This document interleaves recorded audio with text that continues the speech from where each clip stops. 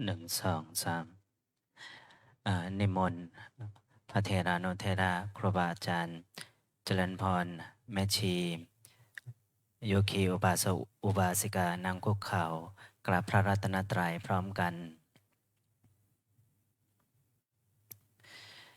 อัญชลีวันทาอภิวาอัญชลีวันทาอัญชลีวันทาอัญชลีวันทาอัญชลีหนังสือสวดมนต์แปลเปิดไปหน้า 1โยโสภะคะวะอะระหังสัมมาสัมพุทโธพระผู้มีพระภาคเจ้านั้นพระองค์ใดเป็นพระอรหันต์ดับเพลิงกิเลสเพลิงทุกข์สิ้นเชิงตรัสรู้ชอบได้โดยพระองค์เองสวากขาโตเยนะภะคะวะตาธัมโมพระธรรมเป็นธรรมอันพระผู้มีพระภาคเจ้าพระองค์ใดตรัสไว้ดีแล้วสุปฏิปันโนยัสสะภะคะวะโตสาวกสังโฆพระสงฆ์สาวกของพระผู้มีพระภาคเจ้า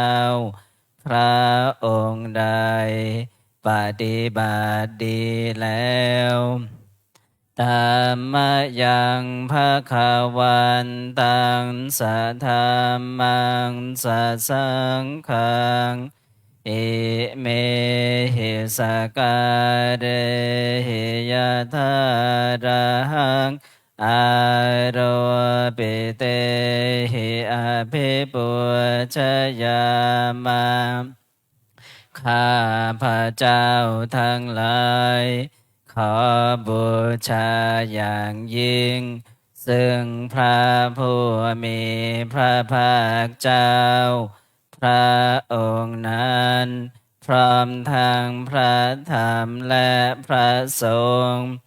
ด้วยเครื่องสักการะทั้งหลายเหล่านี้อันยกขึ้นตามสมควรแล้วสาธุโนพันเตภะคะวะสุจิราปะรินิพุตโตปิข้าแต่พระองค์ผู้เจริญพระผู้มีพระภาคเจ้าแม้ปรินิพพานนานแล้ว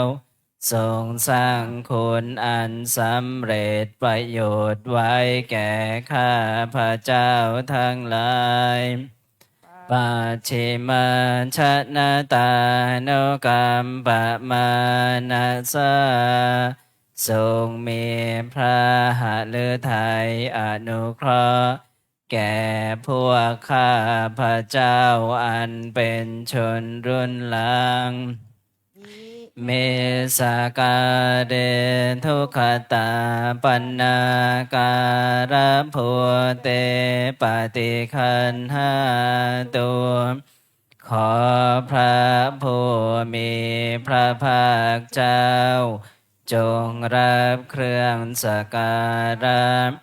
อันเป็นบรรณาการของคนยากทั้งหลายเหล่านี้อัมหากังเทครตังเหตายาสุขายาเพื่อประโยชน์และความสุขแก่ข้าพระเจ้าทั้งหลายตลอดกาลนานเทอญอะระหังสัมมาสัมพุทโธภะคะวาพ ระผู้มีพระภาคเจ้าเป็นพระอรหันต์ดับเพลิงกิเลสเพลิงทุกข์สิ้นเชิงตรัสรู้ชอบได้โดยพระองค์เองพุทธังภควันตังอภิวาเทมิข้าพระเจ้าอภิวาทพระผู้มีพระภาคเจ้าผู้รู้ผู้ตื่นผู้เบิกบานกราบสวากขาโตภะคะวะตาธัมโมพระธรรมเป็นธรรมที่พระผู้มีพระภาคเจ้าตรัสไว้ดีแล้วธรรมังนะมัสสามิข้าพระเจ้านมัสการพระธรรมกราบสุปฏิปันโนภะคะวะโตสาวกสังโฆพระสงฆ์สาวกของพระผู้มีพระภาคเจ้าปฏิบัติดีแล้วสังฆังนะมามิข้าพระเจ้านอบน้อมพระสงฆ์ครับ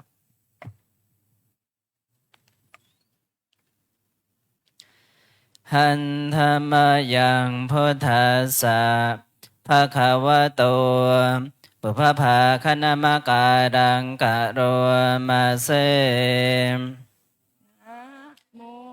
ตัสสะภะคะวะโตขอนอบน้อมแด่พระผู้มีพระภาคเจ้าพระองค์นั้นอรหัตโตซึ่งเป็นผู้ไกลจากกิเลสสัมมาสัมพุทธัสสะตรัสรู้ชอบได้โดยพระองค์เองนะโมตัสสะภะคะวะโตขอนอบน้อมแด่พระผู้มีพระภาคเจ้าพระองค์นั้นอรหัตโตซึ่งเป็นผู้ไกลจากกิเลสสัมมาสัมพุทธัสสะตรัสรู้ชอบได้โดยพระองค์เองนะโมตัสสะภะคะวะโตขอนอบน้อมแด่พระผู้มีพระภาคเจ้าพระองค์นั้นอรหัตโตซึ่งเป็นผู้ไกลจากกิเลสสัมมาสัมพุทธัสสะตรัสรู้ชอบได้โดยพระองค์เองหันธรรมยังพุทธานุสตินะยังกะโรมาเสหน้าสิบเก้าภะคะวันตังเอวังกัลยาโนกิติสัทโธอะภคะโตก็กิตติศัพท์อันงามของพระผู้มีพระภาคเจ้านั้นได้ฟุ้งไปแล้วอย่างนี้ว่าอิติปิโสภะคะวาเพราะเหตุอย่างนี้อย่างนี้พระผู้มีพระภาคเจ้านั้นอรหังเป็นผู้ไกลจากกิเลส สัมมาสัมพุทโธ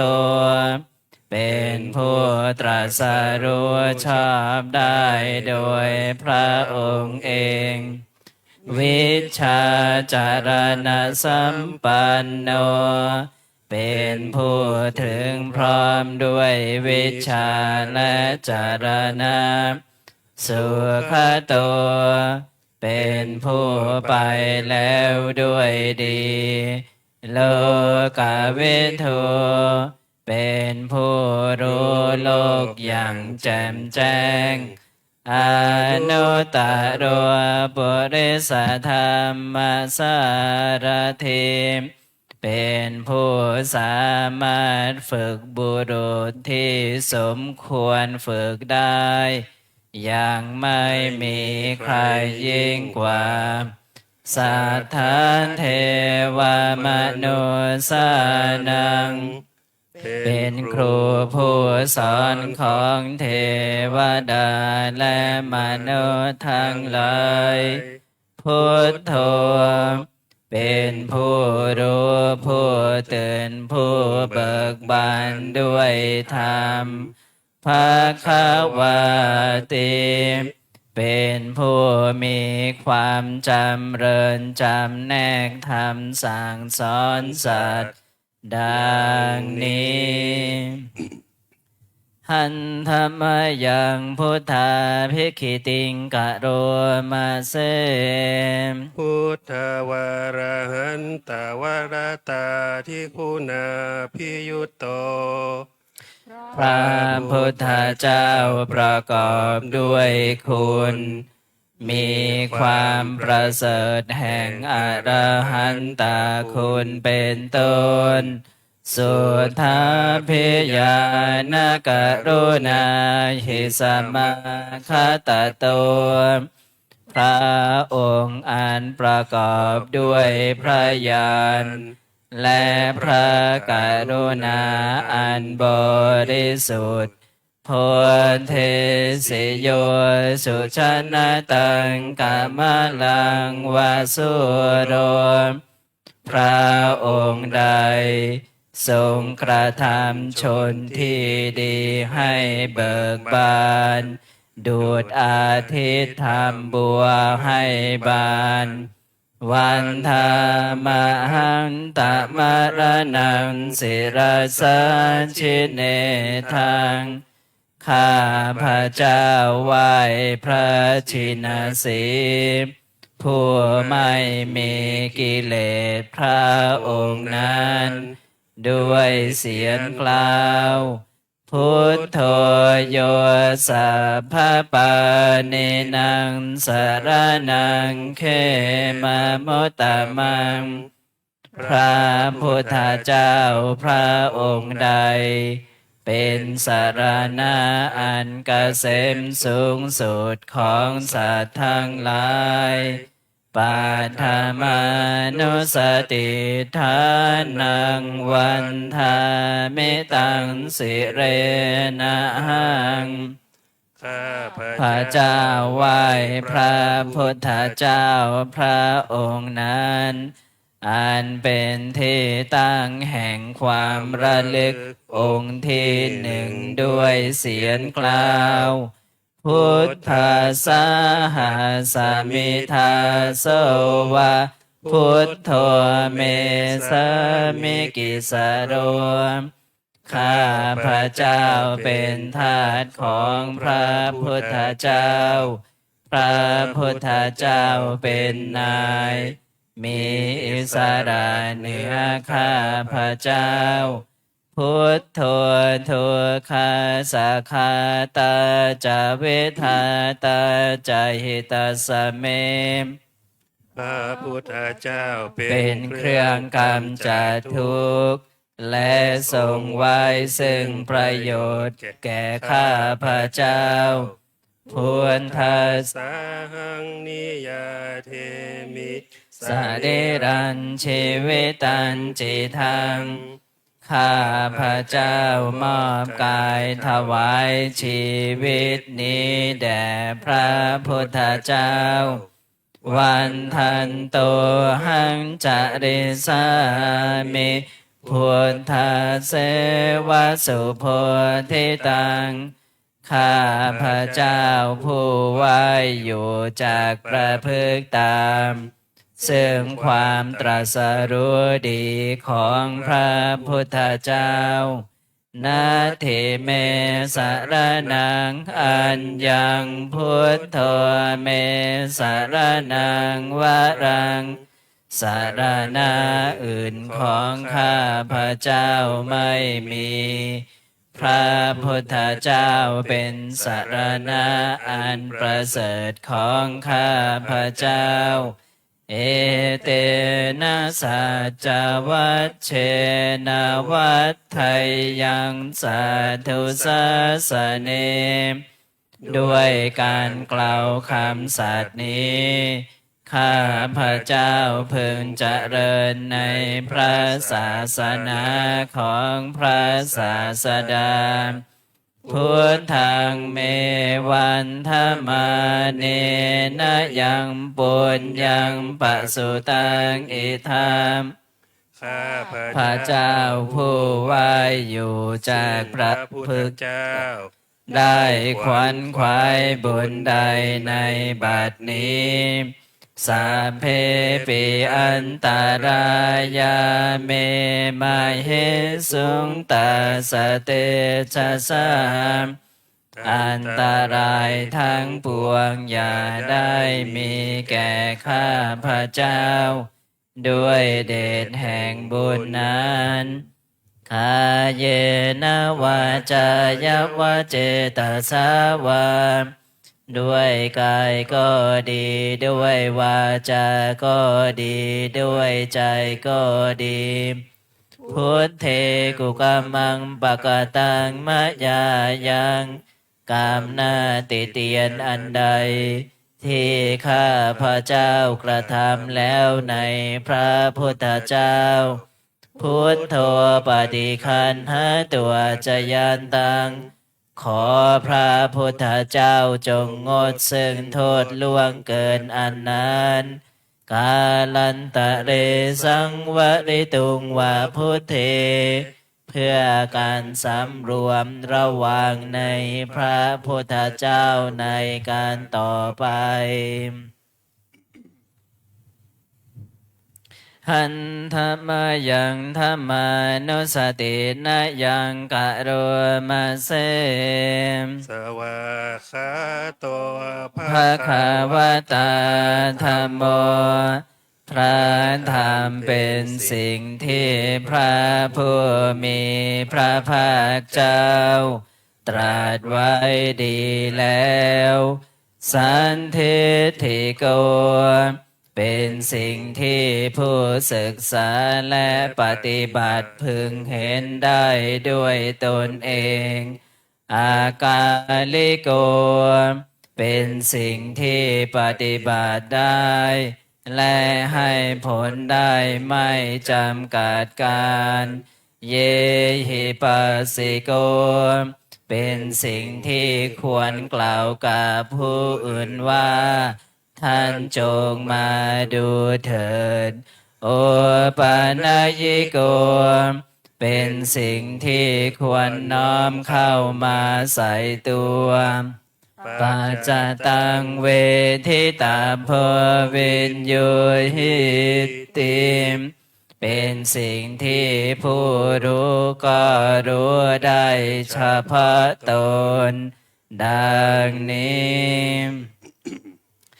หันธรรมายังธรรมาภิกขิติงกะโรมาเสมสวาคาตาตาทิคุณโยขาวาเสนะไสโยพระธรรมเป็นสิ่งที่ประเสริฐเพราะประกอบด้วยคุณคือความที่พระผู้มีพระภาคเจ้าตรัสไว้ดีแล้วเป็นต้นโยมัคคปากาปริยาติวิโมคคเพโท เป็นธรรมอันจำแนกเป็นมรรคผลปริยัติและนิพพานธัมโม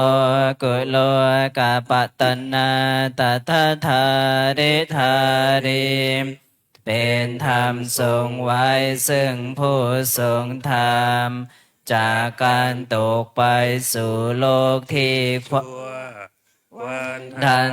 มหังตะมหารังวรธรรมเมตังข้าพระเจ้าไหว้พระธรรมอันประเสริฐนั้นอันเครื่องขจัดเสียซึ่งความมืดธรรมโมโยสัพพปาเนนังสรนังเขมามุตตะมังพระธรรมใดเป็นสรณะอันเกษมสูงสุดของสัตว์ทั้งหลายทุติยานุสติฐานังวันทามิตังสิเรนะหังข้าพระเจ้าไหว้พระธรรมนั้นอันเป็นที่ตั้งแห่งความระลึกองค์ที่สองด้วยเสียงกล่าวธรรมสหสมิทาโสวะธรรมโมเมสามิกิสโรข้าพระเจ้าเป็นทาสของพระธรรมพระธรรมเป็นนายมีอิสระเหนือข้าพระเจ้าธรรมโมทุกขาสักขาตาจาเวทาตาจาหิตัสสะเมพระธรรมเป็นเคเครื่องกำจัดทุกข์และทรงไว้ซึ่งประโยชน์แก่ข้าพระเจ้าธรรมสหังนิยาเทมิสเรรัญชีวิตันจิทังข้าพระเจ้ามอบกายถวายชีวิตนี้แด่พระธรรมวันทันโตหังจริสามิธรรมเสวสุธรรมตังข้าพระเจ้าผู้ว่าอยู่จากพระพฤกษ์ตามซึ่งความเป็นธรรมดีของพระธรรมนาทิเมสรนังอัญญังธรรมโมเมสรนังวรังสารณะอื่นของข้าพระเจ้าไม่มีพระธรรมเป็นสารณะอันประเสริฐของข้าพระเจ้าเอเตนะสัจวัตเชนาวัฏไทยังสาธุสาสเนด้วยการกล่าวคำสัตย์นี้ข้าพระเจ้าพึงเจริญในพระศาสนาของพระศาสดาธรรมังเมวันธมาเนนะยังปุญญังปัสสุตังอิทาข้าพระเจ้าผู้ว่าอยู่ซึ่งพระธรรมได้ขวนขวายบุญใดในบัดนี้สาเพปิอันตรายาเมมาเหสุงตาสเตชะสาอันตรายทั้งปวงอย่าได้มีแก่ข้าพระเจ้าด้วยเดชแห่งบุญนั้นกายเยนะวาจายะเจตสาวาด้วยกายก็ดีด้วยวาจาก็ดีด้วยใจก็ดีธรรมเมกุกามังภกตังมัจญายังกามนาติเตียนอันใดที่ข้าพระเจ้ากระทำแล้วในพระธรรมธรรมโมปฏิคันหตัวจยันตังขอพระธรรมจงงดซึ่งโทษล่วงเกินอันนั้นกาลันตะเดสังวะริตุงวะธรรมเม เพื่อการสำรวมระวังในพระธรรมในการต่อไปหันธรรมยังสังขานุสตินะยังกะโรมาเสมสุปฏิปันโนภะคะวะโตสาวกสังโฆทรงสาวกของพระผู้มีพระภาคเจ้าปฏิบัติดีแล้วอุชุปฏิปันโนภะคะวะโตสาวกสังโฆทรงสาวกของพระผู้มีพระภาคเจ้าปฏิบัติตรงแล้วยายาปฏิปันโนภะคะวะโตสาวกสังโฆทรงสาวกของพระผู้มีพระภาคเจ้าปฏิบัติเพื่อรู้ธรรมเป็นเครื่องออกจากทุกข์แล้วสามีจิปฏิปันโนภะคะวะโตสาวกสังโฆทรงสาวกของพระผู้มีพระภาคเจ้าปฏิบัติสมควรแล้วยะทิทางได้แก่บุคคลเหล่านี้คือจาตาริปุริสยุคานิอัฏฐปุริสปุคลาคู่แห่งบุรุษสี่คู่นับเรียงตัวบุรุษได้8บุรุษเอสัมภะคะวะโตสาวกสังโฆนั่นแหละทรงสาวกของพระผู้มีพระภาคเจ้าอาหุนายโย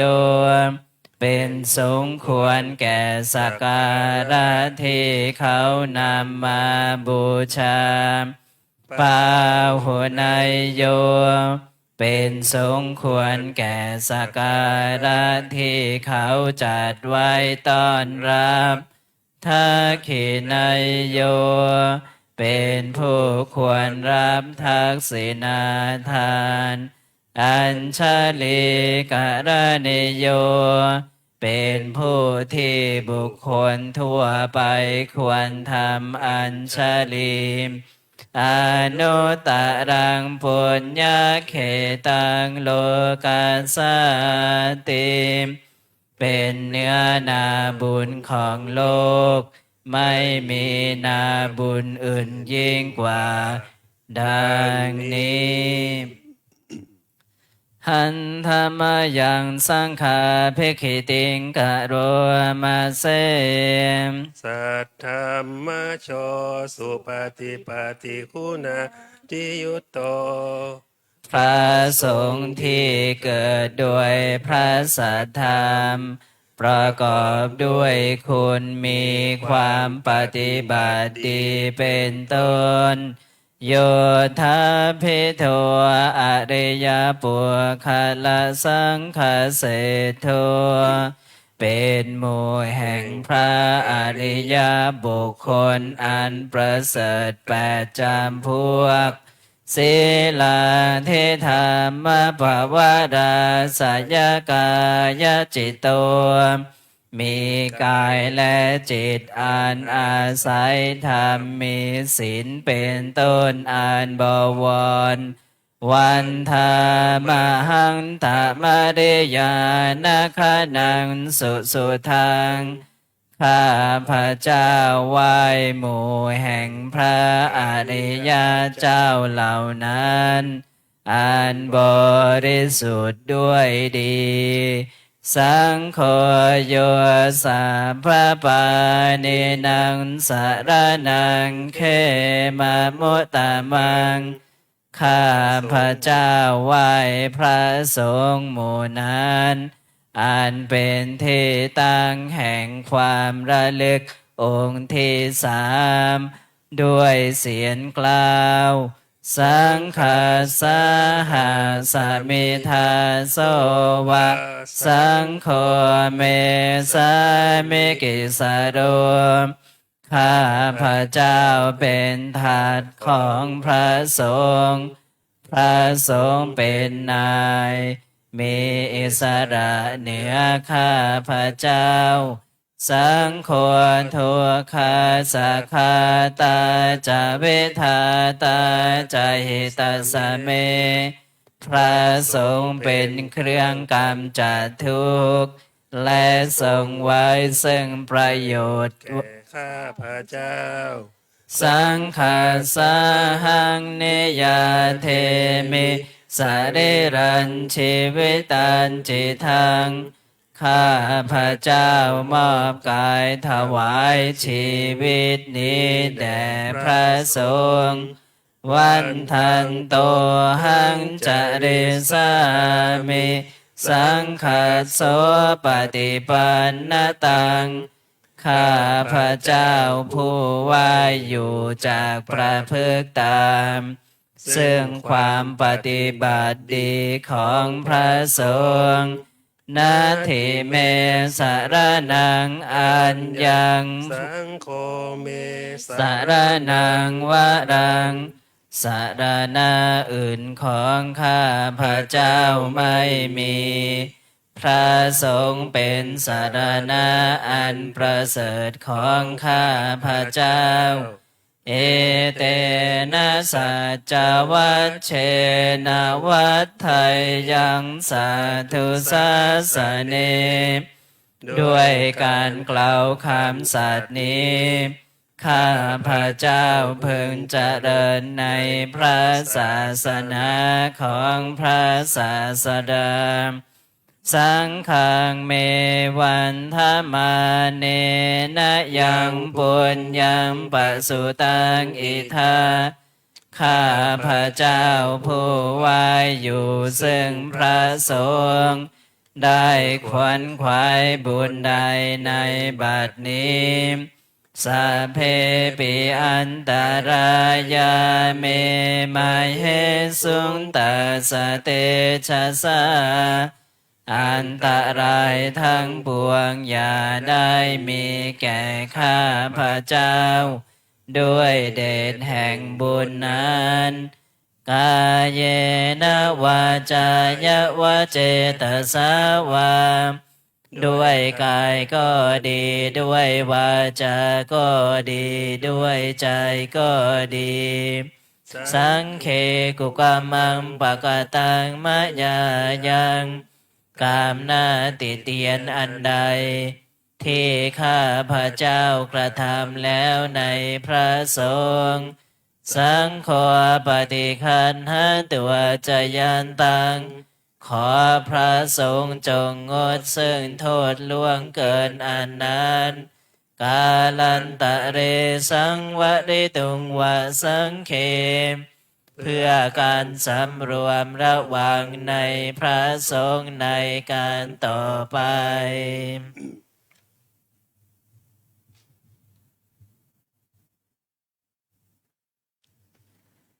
หันธรรมยังอติตาปัจจเวคนาปาทังภนามาเสอาจมยาปัจจเวคิตาวายังจิวรังปาริพุตังจีวรใดอันเรานุ่งห่มแล้วไม่ทันพิจารณาในวันนี้ตังยาวะเทวะเสตาสะปฏิคาตายาจีวรนั้นเรานุ่งห่มแล้วเพียงเพื่อบำบัดความหนาวอุณหาสะปฏิคาตายาเพื่อบำบัดความร้อนดังสามกัสสวาตาตาปะสิริงสัมปัสสัมปัสสานังปฏิคาตายาเพื่อบำบัดสัมผัสอันเกิดจากเหลือบยุงลมแดดและสัตว์เลื้อยคลานทั้งหลาย ยาวันเทวาหิริโกปินาปฏิชาธนาทังและเพียงเพื่อปกปิดอวัยวะอันให้เกิดความละอายอาชามยา ยาอาปาจเวคิตาวายโยปินทปาตัวปริพุตัวบินดาบาดใดอันเราฉันแล้วไม่ทันพิจารณาในวันนี้โสเนวัทวายาบินดาบาดนั้นเราฉันแล้วไม่ใช่เป็นไปเพื่อความเพลิดเพลินสนุกสนานนามาทายาไม่ใช่เป็นไปเพื่อความเมามันเกิดกำลังพลังทางกายนามันดานายาไม่ใช่เป็นไปเพื่อประดับนาวิภูสนายาไม่ใช่เป็นไปเพื่อตกแต่งยาวะเทวาอิมัสสกายสถิติยาแต่ให้เป็นไปเพื่อความตั้งอยู่ได้แห่งกายนี้ยาปนายาเพื่อความเป็นไปได้ของอัตภาพวิหิงสุปรติยาเพื่อความสิ้นไปแห่งความลำบากทางกายพระมจเรยานุคาหายาเพื่ออนุเคราะห์แก่การประพฤติพรหมจรรย์อิติปุรานันจะเวทนังปฏิหังคามิด้วยการทำอย่างนี้เราย่อมระงับเสียได้ซึ่งทุกขเวทนาเก่าคือความหิวณวันจะเวทนังณอุปาเทสามิและไม่ทวมทุกขเวทนาใหม่ให้เกิดขึ้นยาตราจะเมภเวสติอนาวัชตาจะพาสวิหารโรจติอันหนึ่งความเป็นไปโดยสะดวกแห่งอัตภาพนี้ด้วย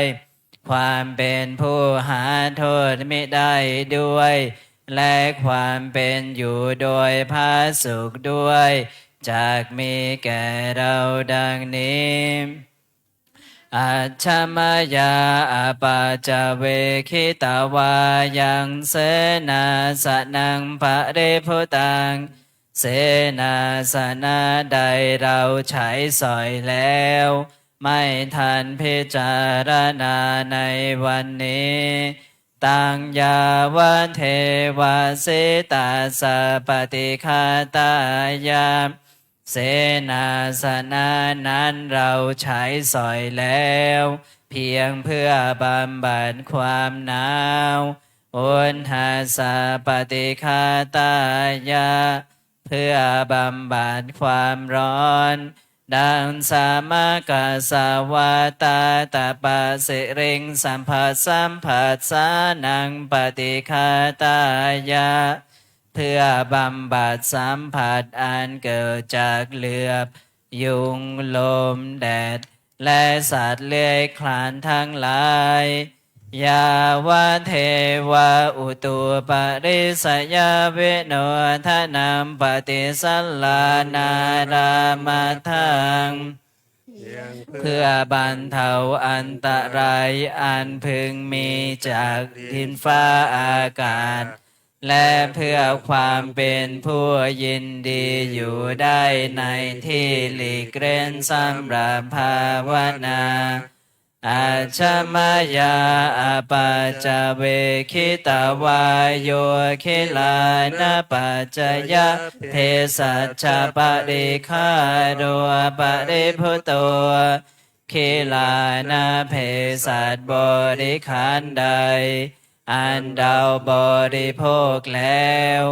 ไม่ทันพิจารณาในวันนี้ โสยาวะเทวาอุปันนานังไวยาภาธิกานังเวทนานังปฏิฆาตายะคิลานาเพสัตบริขารนั้นเราบริโภคแล้วเพียงเพื่อบำบัดทุกขเวทนาอันบังเกิดขึ้นแล้วมีอาพาธต่างๆเป็นมูลอาพยาปัชชาปรมัตตายาติเพื่อความเป็นผู้ไม่มีโรคเบียดเบียนเป็นอย่างยิ่งดังนี้หันธรรมยังอุเทสนาทิธานะคาทายโยภนามาเสม อิมินาบุญญกรรมเมนาด้วยบุญนี้อุทิศให้อุปาชายาคุณตราอุปาชาผู้เลิศคุณอาจารย์โยปการาจาและอาจารย์ผู้เกื้อหนุนมาตาปิตาจายาตากาทั้งพ่อแม่และปวงญาติสุริโยจันทิมาราชาสุนจันทร์และราชาคุณาวันตานาราปิจาผู้ทรงคุณหรือผู้ทรงชาติพระมาลาจาอินทาจาพรหมันและอินทราชโลกาปาลาจาเทวตาทั้งถวยเทพและโลกบาลยะโมเมตตามนุสาจาโยมราชมนุษย์มิตรมัชฌตาเวริกาปิจามผู้เป็นกลางผู้จ้องพลานสัพเพสัตตาสุขีหุนตุขอให้เป็นสุขสันต์ทุกทั่วหน้าอย่าทุกทนปุญญานิปกาตานิเมบุญของที่ข้าทำจงช่วยอำนวยสุภพลสุขันจติวิทังเทนตุ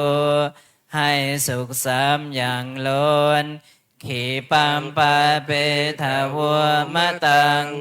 ให้รู้ถึงนิพพานพลานเอเมนาปุญญากรรมเมนาด้วยบุญนี้ที่เราทำนาอุทิเสนาจาและอุทิศให้ปวงสัตว์ขีปาหังสุลาเพเจวาเราพลันได้ซึ่งการตัดตันหุปาทานเชทนังตัวตัณหาอุปาทานเยสันตาเนหินาธรรมาสิ่งชั่วในดวงใจยาวานิพานะโตมะมังกว่าจะถึงนิพพานนาสันตุสัพพทาเยวามาลายสิ้นจากสันดานยะถาชาโตภะเวภะเวทุกภพที่เราเกิดอุชุจิตังสติปัญญามีจิตตรงและสติทั้งปัญญาอันประเสริฐสันเลโควิริยามหินาพร้อมทั้งความเพียรเลิศเป็นเครื่องขูดกิเลสหายมาลาลพันตุโนกาสังโอกาสอย่าพึงมีแก่มุมันสินทั้งหลายกาตุนจาวิริเยสุเมเป็นช่องปทุสรายทำลายล้างความเพียรโจมพุทธาธิปวโรนาโทพระพุทธผู้บวรนาถธรรมโมนาโทวรุตโมพระธรรมที่พึงอุดมนาโทปัจเจกพุทโธจา พระปัจเจกพุทธสมสังโฆนาโทตะโรมะมังโทพระสงฆ์ที่พึ่งพยองเตสุตัมมานุภาเวนะด้วยอนุภาพนั้นมาโรคาสังละพันตุมาขอหมู่มันอย่าได้ช่องทัสสะปุญญานุภาเวนะด้วยเดชบุญทั้งสิบปองมาโรกาสังละพันตุมาอย่าเปิดโอกาสแก่มันเถิด วันนี้วันอังคารเนาะเราจะสวดพระสูตรอนันตลักษณสูตรแล้วก็อทิตยสูตรให้โยคีเปิดหนังสือเล่มเหลืองไปที่หน้า93ตั้งนะโม3จบก่อนนะโมตัสสะภะคะวะโตอะระหะโตสัมมาสัมพุทธัสสะนะโมตัสสะภะคะวะโตอะระหะโตสัมมาสัมพุทธัสสะนะโมตัสสะภะคะวะโตอะระหะโตสัมมาสัมพุทธัสสะพุทธังสรณังคัจฉามิธัมมังสรณังคัจฉามิสังฆังสรณังคัจฉามิทุติยัมปิพุทธังสรณังคัจฉามิทุติยัมปิธัมมังสรณังคัจฉามิทุติยัมปิสังฆังสรณังคัจฉามิตติยัมปิพุทธังสรณังคัจฉามิตติยัมปิธัมมังสรณังคัจฉามิตติยัมปิสังฆังสรณังคัจฉามิเอวัมเมสุตังเอกังสมยังภะคะวะภาราณสิยังวิหารติสิปัตตานิมิคทาเยตัตตะละโคภะคะวะปัญจวัคคีเยภิกขุอามันเตสิรูปังภิกขเวอนัตตารูปังจหิทังภิกขเวอัตตาอภวิสนัยทังรูปังอาภาทายาสังวัตเตยาลัพเพทาจารูเปเอวังเมรูปังโหนตุเอวังเมรูปังมาอโหสิติยัสสมาจโคภิกขเวรูปังอนัตตาตัสสมารูปังอาภาทายาสังวัตตตินาจาลาปฏิรูปเปเอวังเมรูปังโหนตุเอวังเมรูปัง มาอโหสิ สิติเวทนาอนัตตาเวทนาจหิทังภิกขเวอัตตาอภวิสนัยทังเวทนาอาภาทายาสังวัตเตยาลาเพทาจเวทนายะเอวังเม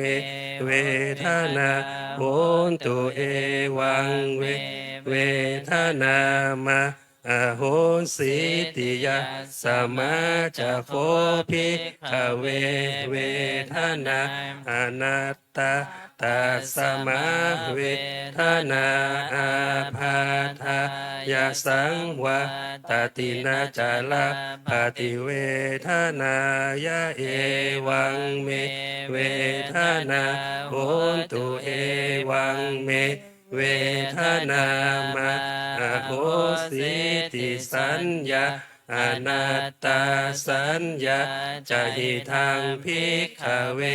อัตตาอภาวิสนยิทังสัญญาอาพาทายาสังวันเตยะละเพทจาสัญญายะเอวังเม สัญญาโหตุ เอวังเมสัญญามาอโหสิติยัสสมาจะโคภิกขเวสัญญาอนัตตาตัสมาสัญญาอาภาทายาสังวาตตินาจาลาปฏิสัญญายะเอวังเมสัญญาโหตุเอวังเมสัญญามาอโหสิติสังขาราอนัตตา สังขาราใจหิทัง ภิกขเวอัตตาอภิวิสังสุนัยทังสังขาราอาพาทายาสังวัตเตยุลาเพทจาสังขาเลสุเอวังเมสังขาราโหนตุเอวังเมสังขารามาเหสุนติยัสสมาจะโคภิกขเวสังขาราอนัตตาตัสสมาสังขาราอาภาทายาสังวัตตันตินาจาลาปฏิสังขาเลสุเอวังเม สังขารา ราหุนตุเอวังเมสังขารามาเหสุติวิญญาณังอนัตตาวิญญาณัญจะหิทังภิกขเวอัตตาอภาวิสนยิทังวิญญาณังอาภาทายาสังวัตเตยะละเพทจวิญญาเนเอวังเม วิญญาณัง โหนตุเอวังเมวิญญาณังมาอโหสิติยัสสมาจะโคภิกขเววิญญาณังอนัตตาตัสสมาวิญญาณังอาภาทายาสังวัตตตินาจาลาปฏิวิญญาเน เอวังเมวิญญาณั นังโหนตุเอวังเมวิญญาณังมาอโหสิติตังกิมัญญาตาภิกขเวรูปังนิจจังวะอนิจจาวาติอนิจจังพันเตยัมปนานิจจังทุกขังวาตังสุขังวาติทุกขังพันเตยัมปนานิจจัง ทุก ขังวิปาลินามะธรรมังกันลังนุตังสมานุปัสสิตุงเอตังมะมะเอโสหามัสสมิเอโสเมอัตตาติโนเหตังพันเตตังกินมัญญาตาภิกขเวเวทนานิจจาวะอนิจจาวะติอนิจจาพันเต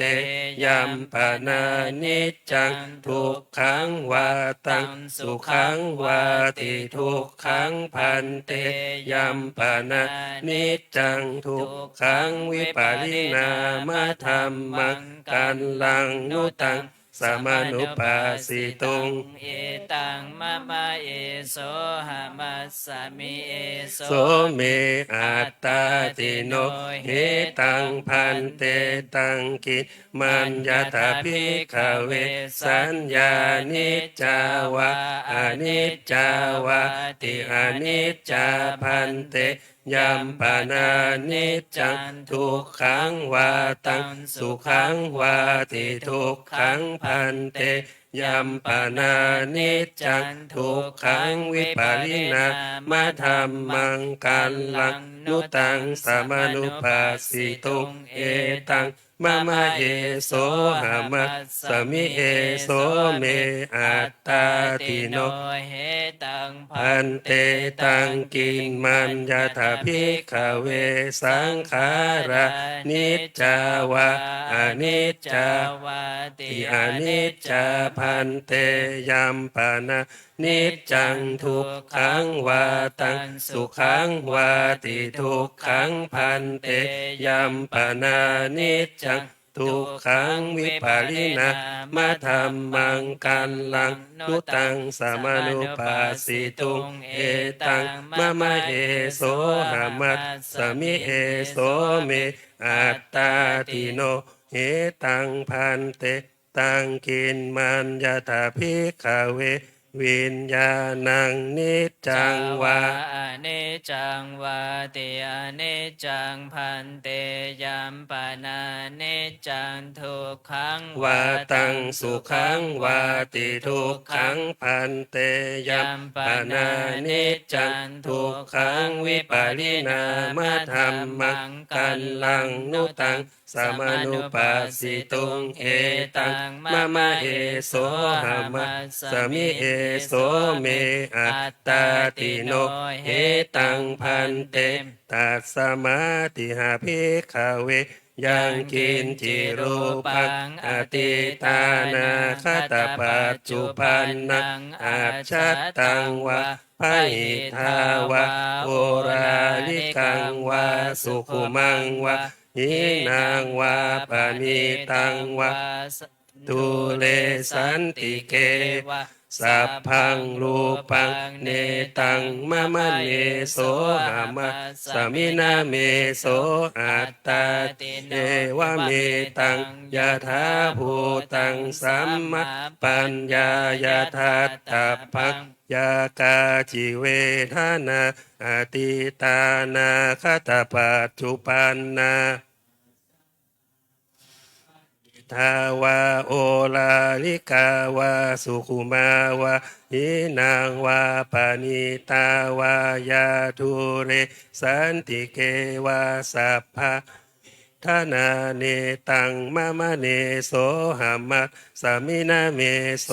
อัตตาติเอวะเมตังยะถาภูตังสัมมัตปัญญายะทัตตะพังยากาจิสัญญาอติตานาคตปัจจุปันนาอาชัตตาวาพหิทาวาโอลาลิกาวาสุขุมาวาหินาวาปานิตาวายาทุเรสันติเกวะสัพพาสัญญาเนตังมะมะเนโสหามัสสมินาเมโสอัตตาติเอวะเมตังยะถาภูตังสัมมัตปัญญายะทัตตะปังเยเกจิสังขาราตานาคตปัจจุปันนาอาชัตตาวาพหิทาวาโอลาลิกาวาสุขุมาวาหินาวาปานิตาวาทุเลสันติเกวาสัพเพสังขาราเนตังมะมะเนโสหามัสสมินาเมโสอัตตาติเอวะเมตังยะถาภูตังสัมมาปัญญายะทัตตะพังยังกินจิวิญญาณังอติตานาคตปัจจุปันนังอาชาตังวาพหิทาวาโอลาริกังวาสุขุมังวาหินังวาปะเนตังวายันทุเลสันติเกวะสัพพังวิญญาณังเนตังมะมะเนโสหามัสสมินาเมโส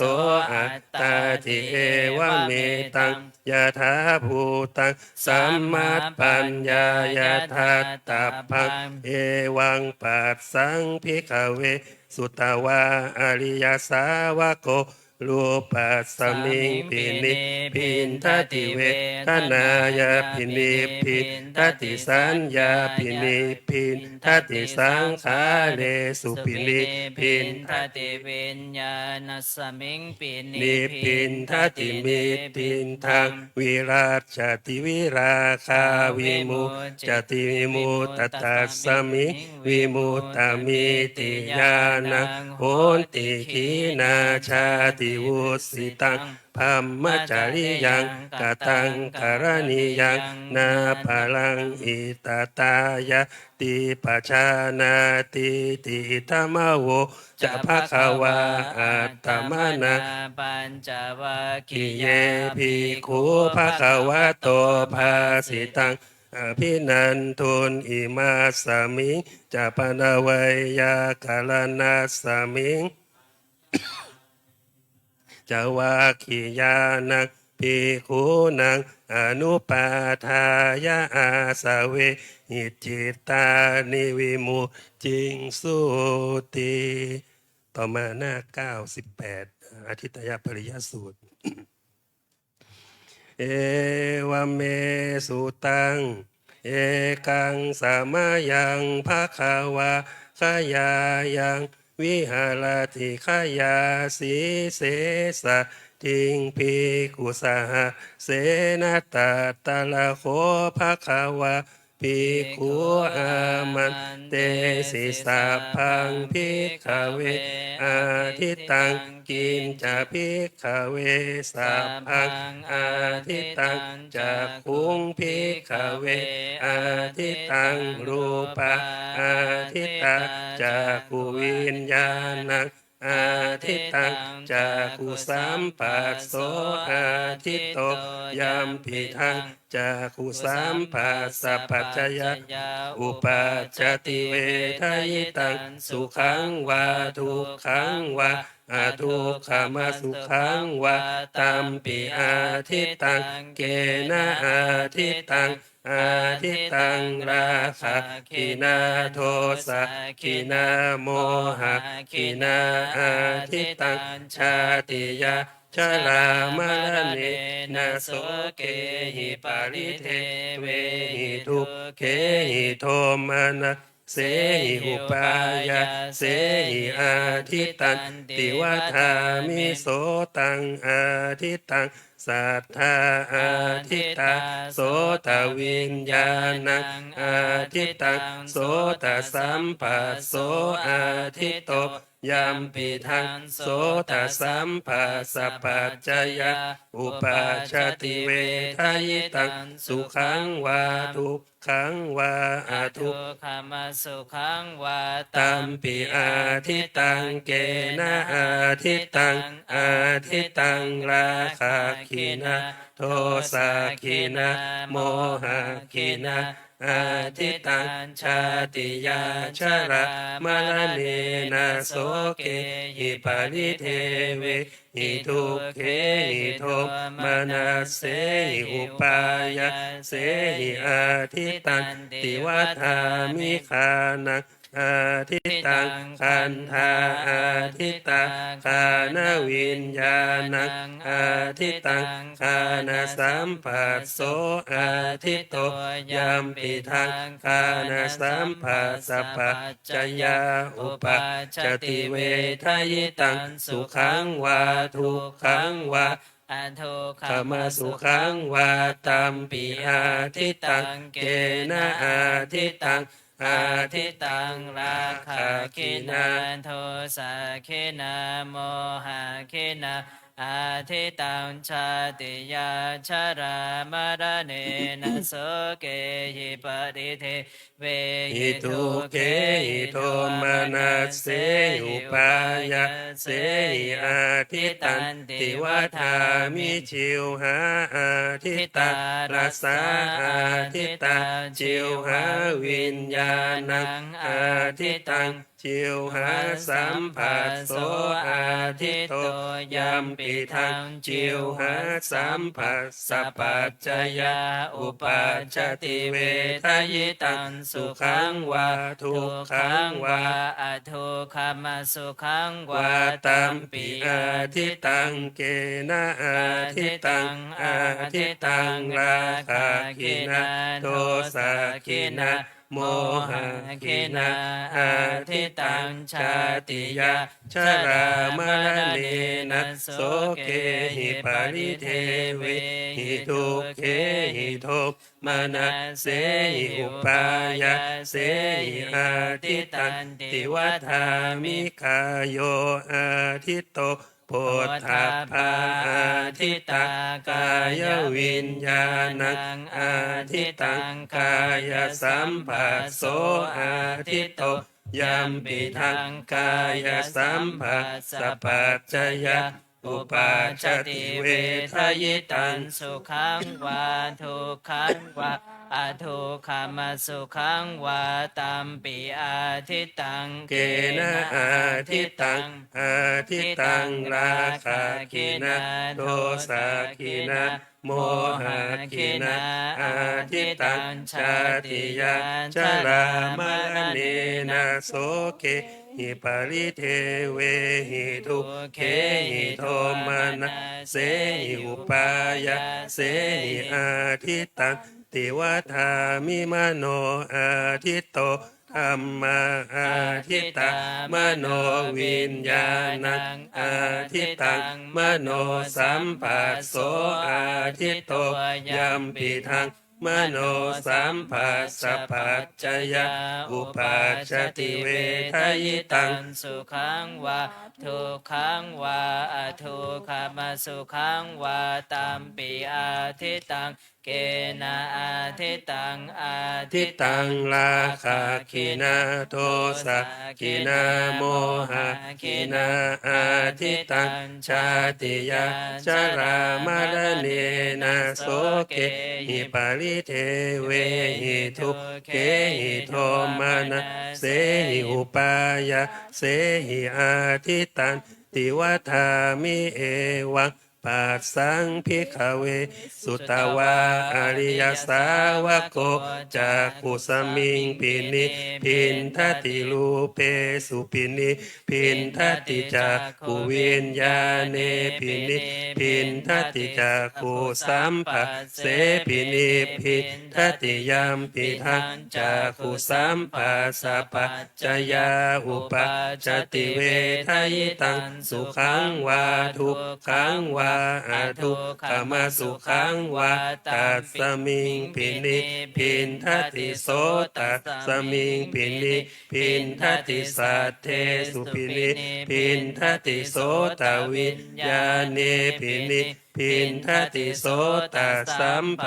เสปินิพินทติยัมปิทังโสตสัมปัสสะปัจจยาอุปาจติเวทยิตัง สุขังวาทุกขังวาอทุกขมสุขังวาว าตัสสมิงปินิพินทติคานาสมิงปินิพินทติคันเทสุปินิพินทติคานาวิญญาเนปินิพินทติคานาสัมภเสปินิพินทติยามปิทังคานาสัมปัสสะปัจจยาอุปาจติเวทยิตังสุขังวาทุกขังวา อทุกขมสุขังวาว าตาสมิงปินิพินทติชิวหายาปินิพินทติลาเสสุปินิพิน ทติชิวหาวิญญาเนปินิพินทติชิวหาสัพ สัมปัส เส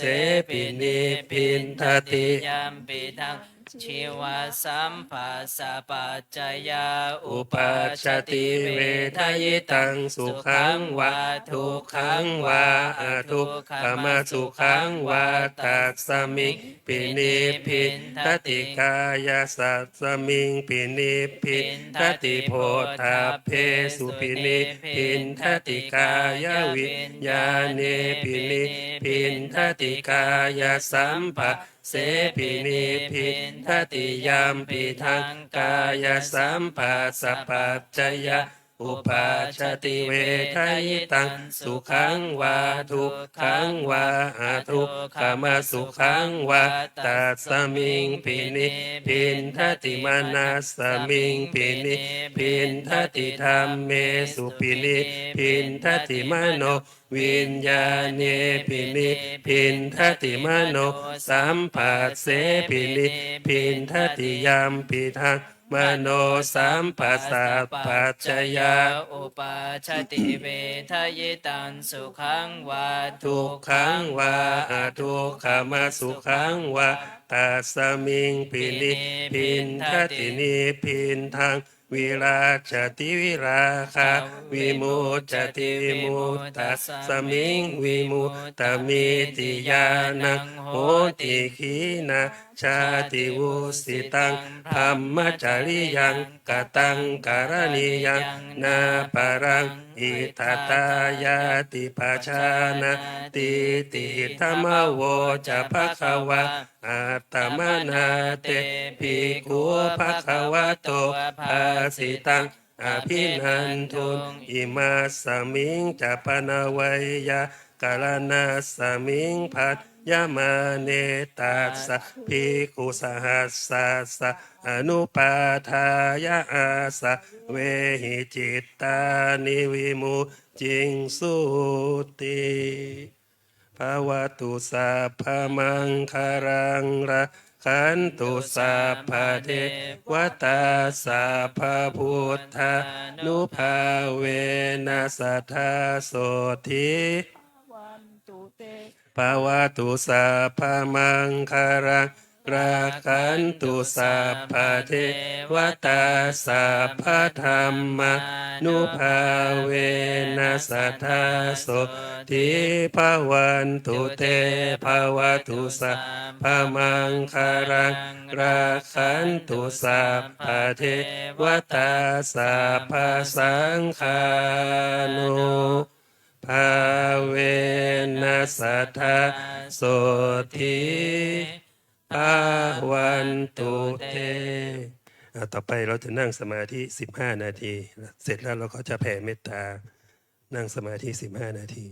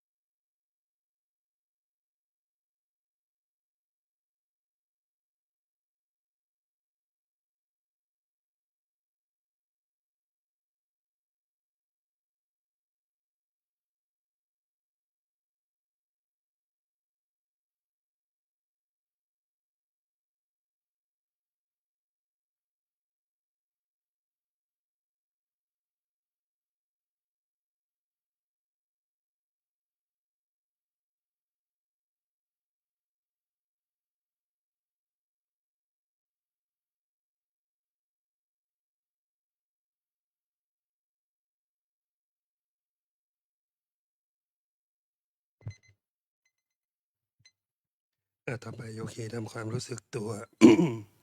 จากนั้นเปิดหนังสือ ไปที่หน้า 66อิทังทานากัมมังนิพพานาปัจจยโยโหนตุโนนิจังอิทังศีลากัมมังนิพพานาปัจจยโยโหนตุโนนิจังอิทังภาว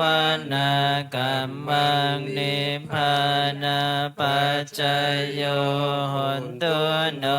นิจังยังกินจิกุสาลังกตาพังกัมมังสัพเพหิ อัมเห หิกาตังปุญญังโนอนุโมทันตุสุนันตุพันตุเยเทวะ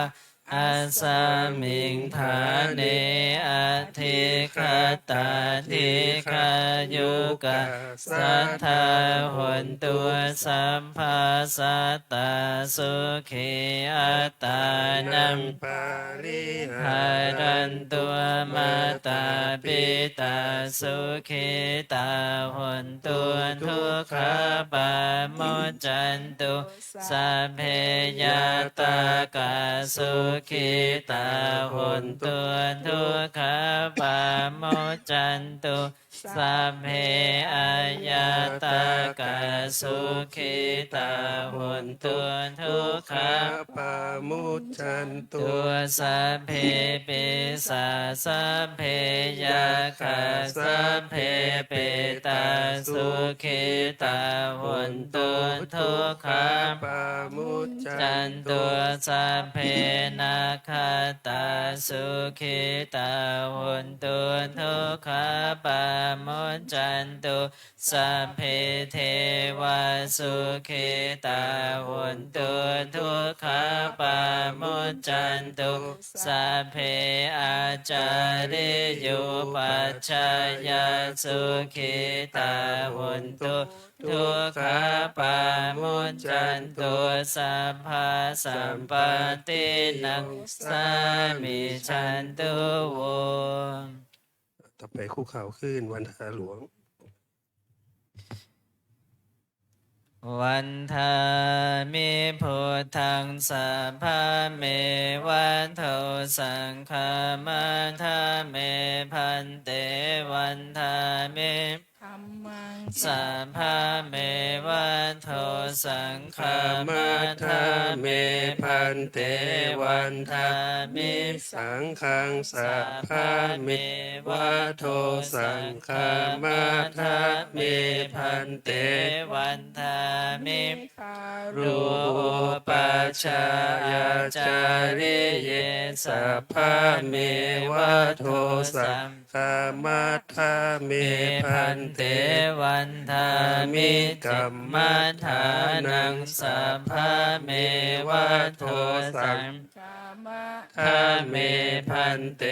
วันทามิ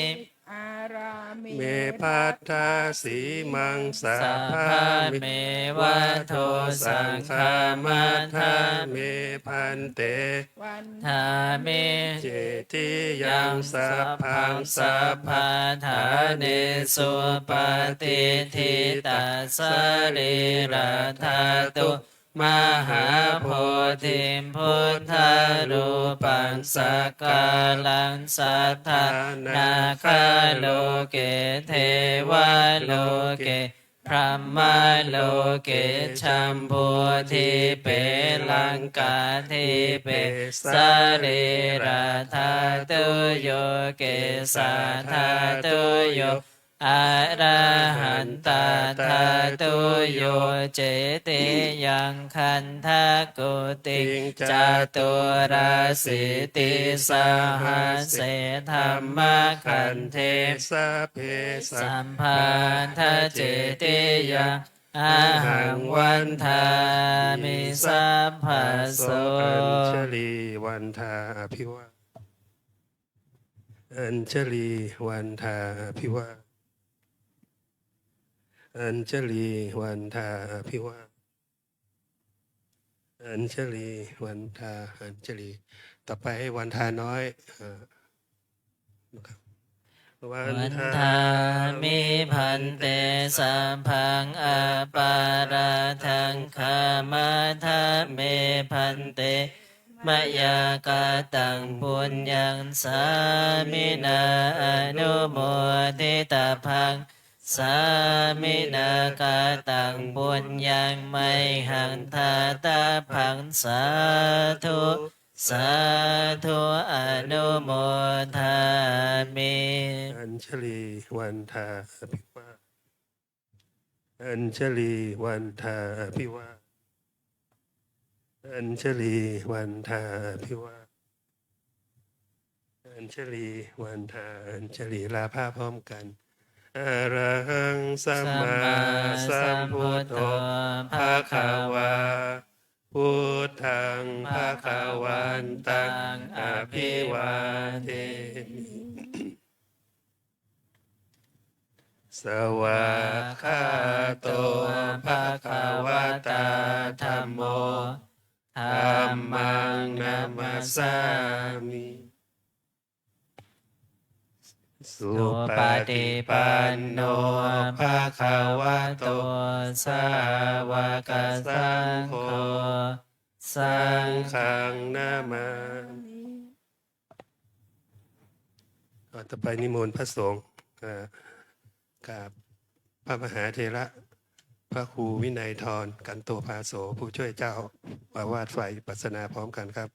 อัญชลีวันทาภิวาอัญชลีวันทาภิวาอัญชลีวันทาภิวาอัญชลีวันทาอัญชลี ขอเชิญแม่ชีและโยคีทุกท่านน้อมกราบพระอาจารย์พร้อมกันค่ะ อัญชลีวันทาอภิวาทอัญชลีวันทาอภิวาท อัญชลีวันทาอภิวาทอัญชลีวันทาอัญชลี ก่อนที่จะให้พรมันมีบทที่เราสวดอาทิตย์เนาะส่วนมากเราออกเสียงเป็นขอไข่นะลาคักเนาะจริงๆมันต้องคักนะเสียงสูงหน่อยหนึ่งลาคักคิขอควายนะไม่ใช่ขอไข่นะออกเสียงเป็นขอควายลาคักเสียงยาวเนาะลาคักคิไม่ใช่ลาคักนะแล้วก็วันทาหลวงวันทาน้อยถ้าไม่ได้คุยไม่ได้พูดไม่ได้ให้เทศแล้วเนี่ยเหมือนหลวงพ่อเจ้าวาดนะเราก็ไม่ต้องไหว้พระละทำตามครูบาอาจารย์มีหลวงปู่ทำเป็นตัวอย่างนะวันทาหลวงวันทาน้อยเสร็จแล้วก็คือจบไม่มีไหว้พระอย่างนั้นนะถ้าคำเมืองนะหลวงปู่ท่านทำมาอย่างนั้นตลอดไม่มาไหว้พระอีกละเพราะเราไม่ได้ลาพระไปไหนเนาะคือจบแล้วอ่ะสมบูรณ์แล้วท่านหลวงน้อยนี่สมบูรณ์ที่สุดแล้วเพราะว่าหลวงปู่ท่านทำมาอย่างนั้นตลอดไม่ต้องไหว้พระอรหังสมายแล้วนะเว้นไว้แต่ว่าพอเราวันทาน้อยแล้วอาจารย์ท่านให้ธรรมะให้อะไรเสร็จแล้วท่านก็จะไหว้พระแต่ทุกครั้งที่เรากราบท่านแล้วก็ไม่ต้องไหว้แล้วสุขีทีคายุโกภวะอภิวาทนาสีลิสนิจังวุธาปัจจายโนจัตตารโอธรรมวัฏันติอายุวันโนสุขังพระลัง สาธุสาธุสาธุโยคีช่วยปิดหน้าต่างเลยนะแล้วเราก็ยังไม่กลับกุฏินะปฏิบัติธรรมอีก2 ชั่วโมงอยู่ห้องใต้ดินนะอย่าเพิ่งกลับ